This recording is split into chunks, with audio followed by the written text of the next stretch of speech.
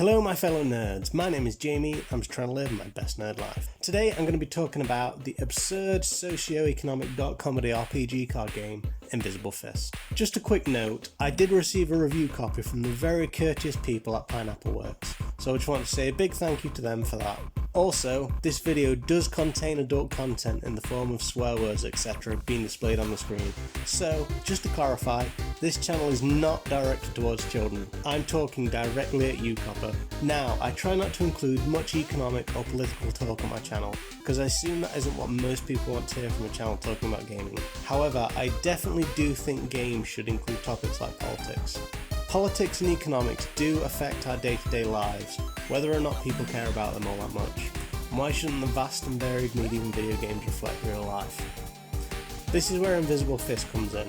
This game tasks you with defeating the aforementioned Invisible Fist of the free market, an entity that seemingly evolved from the invisible hand economic concept introduced by Adam Smith in around 1759. This concept maintains that thanks to our own individual self-interested actions in the free market, the best interests of our society is unintentionally fulfilled. Unfortunately, thanks to late stage capitalism, where the rich keep getting richer and the poor poorer, this benevolent invisible force has turned nasty, and it's your job to defeat it.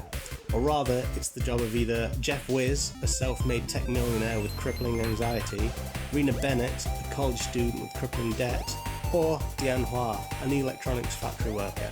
Each character has their own interesting spin on combat, with different parameters that you have to keep track of during each battle.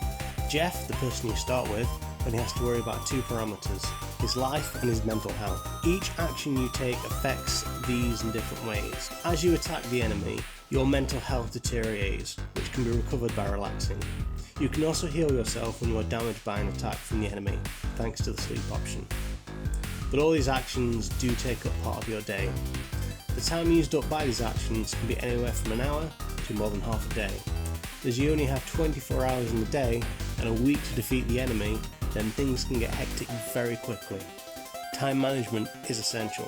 Each action is executed using a card that all have an individual cost to the player. Most cards are kept throughout the journey, with a new card being available to choose after each day is done, and special cards can also be unlocked.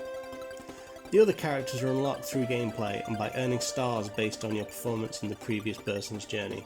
These later characters have to worry about additional things like how much money they have. As Jeff is a millionaire and Rena and Diane aren't, it's only fitting that one of these characters has to worry less about money than the others, for example. This does give the game a nice difficulty curve. Each character does have plenty of scenarios in their individual stories, but they do seem to be somewhat randomised. This does keep gameplay fresh in a sense, but it also makes the narratives quite nonsensical. There is a definite beginning and end, but everything in between is basically random. After a while, I kinda just started ignoring the story and cutting straight to gameplay, which is a shame because the developers did seem to put a lot into the writing.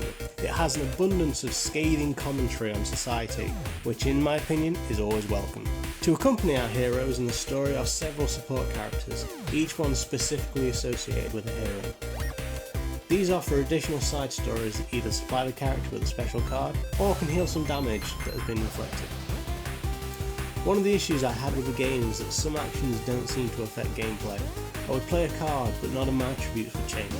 My health bar wouldn't go up, and I would be as stressed out as I was before. I have a sneaky suspicion that this was because some of the status effects that were potentially put on me by the enemy, but nothing really seemed to be explained. At several times throughout my playtime, the enemy gave me depression.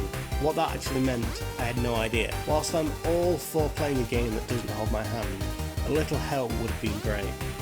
When I first started playing, I didn't even know how to progress to another day after I had done all my actions. It wasn't until I activated the bare bones help menu that I actually was able to proceed. A little tutorial or an in-game explanation on some of the more obscure mechanics of the game would have been super helpful. Invisible Fist has a very modern and slick aesthetic, with bright neon colours and a flat minimalistic design. This style does work well throughout the game, but I do think they could have done a lot better with the design of the title screen. The woman on the bottom right looks like she has a weird hosepipe on. It's a tad disturbing. Also, doesn't that guy look like Donald Trump?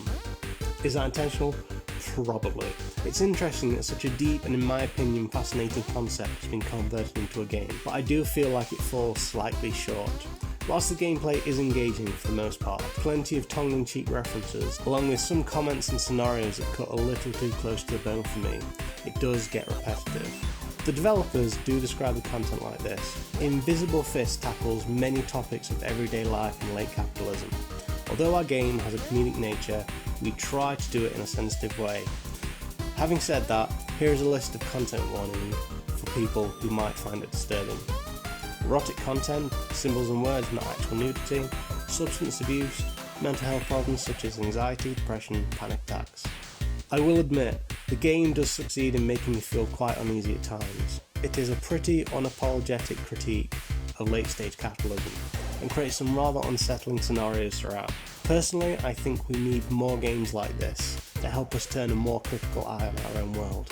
With such a specific tone of voice they were going for, and a rather obscure concept to begin with, I can't say that this game is for everyone, but if you have knowledge of economics, want a few laughs, and a little bit of an existential crisis, then Invisible Fist is for you. It's also not that badly priced with an £8.99 price tag. It's also much better than some of the trash that is floating around on the Nintendo eShop, which is always a big plus.